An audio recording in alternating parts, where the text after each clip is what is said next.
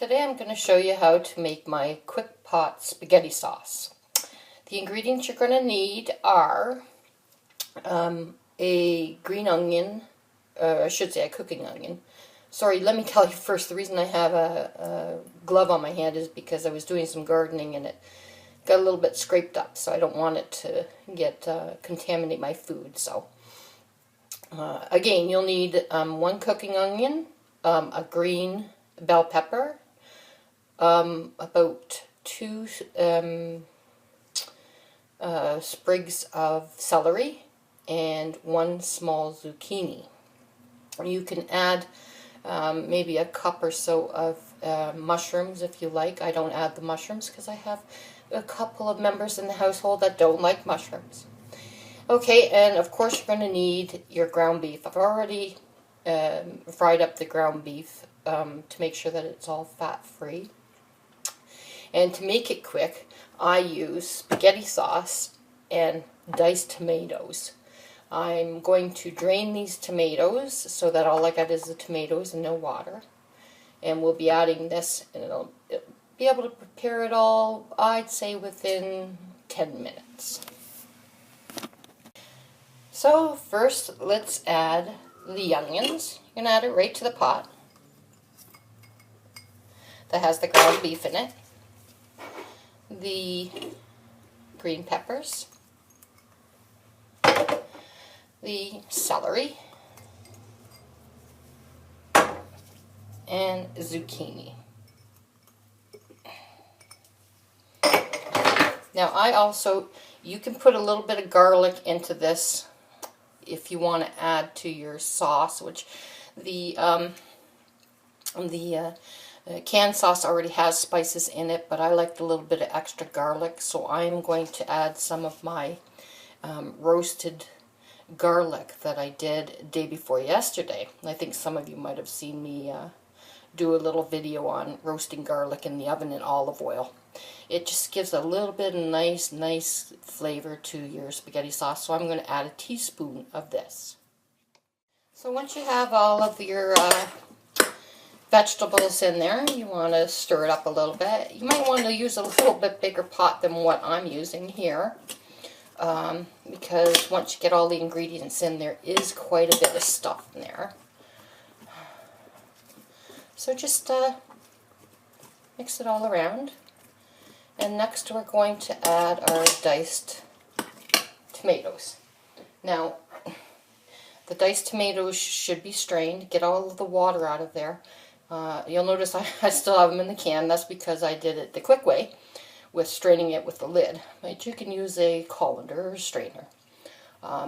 However, you want to make sure that the majority of your water is out of the diced tomatoes.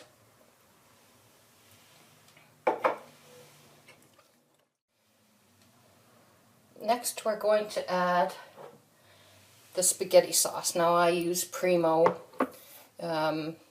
You can get whatever you want. This one here is thick and zesty, garlic and herb. There are different ones. Just your choice. Any spaghetti sauce will do fine. You're going to add a little bit of your own spices in it to taste as well. So, or you can just leave it with just this can of spaghetti sauce. So add that.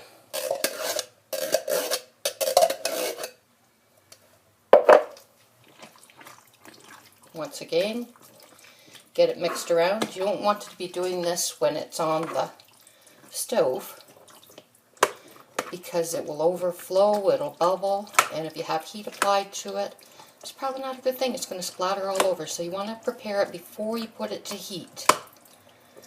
Get it mixed around. Next thing we're going to do is add just a few more spices, and then we'll get it on the stove.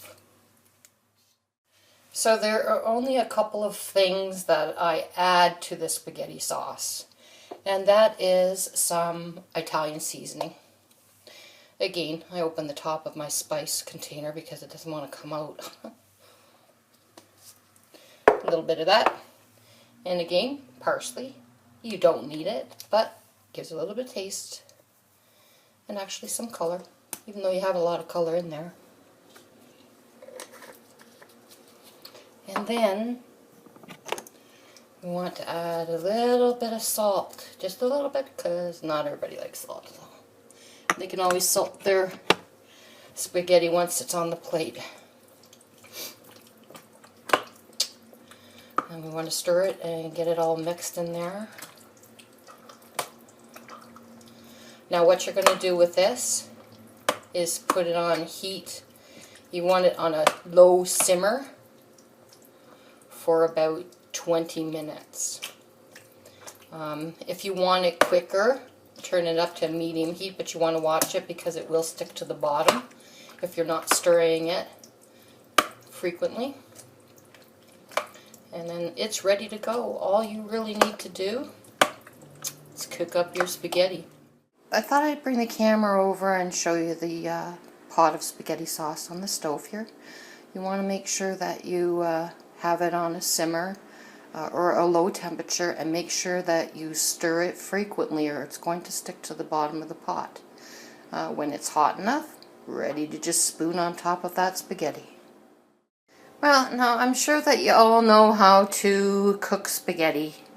The thing is, cooking spaghetti has to have a couple of ingredients in it so that it doesn't come out sticky and comes out with some sort of taste.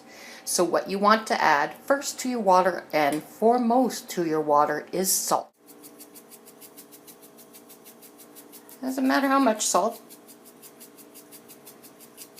but you want to make sure you get salt in there. Next, olive oil. This is going to prevent it from sticking. Now I know they say oil and water doesn't mix, and it doesn't. But let me tell you, this olive oil in your water is going to save you from one heck of a sticky situation. There you go. Make sure you got the oil in your water and the salt. All you have to do, bring it to a rolling boil, put your spaghetti in, watch it, stir it. When it's al dente, take it out. And for those that don't know what al dente means when it's the texture. Take out a strand of the spaghetti, try it. If it's hard, needs a couple more minutes. If it's just right, get it out of that water. I had some people ask me if I could show them how to make this garlic spread for garlic toast. I mean, sure, you can buy the already prepared garlic bread from your local grocery store or bakery, but it's always nice to make your own. And it's so easy. What I have here is a butter in a little dish. And I'm going to use pureed garlic. So you just want to take a teaspoon of the pureed garlic and add it to the butter.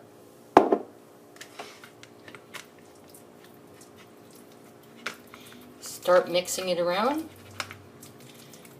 Make sure you get it all mixed. Yeah, of course you don't want your butter to be hard. Room temperature is probably good enough for mixing. Add in a little bit of parsley. Again, this is for color. It does give you just a little bit of taste, but mostly for color. Given we eat with our eyes first, it's always nice to see food that looks appetizing.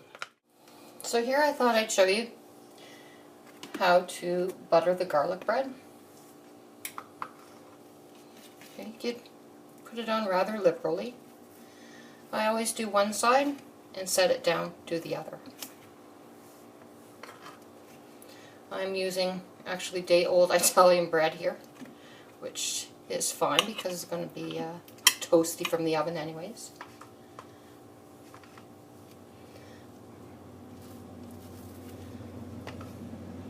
Cover one side.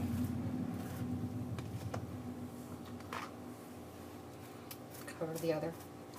Of course you can do all of your slices and put them down and then cover them, but this is just for the sake of the video to show you. So there you go. We have all of the garlic buttered pieces of bread. You want to take them and put them in the oven under the broiler. You want to keep an eye on it. If you have your broiler on low or high, you do want to keep an eye on it. Once it starts to get toasty brown, take it out of the oven, turn them over, let the other side toast. All in all, no more than 10 minutes in the oven. Be careful, keep an eye on it.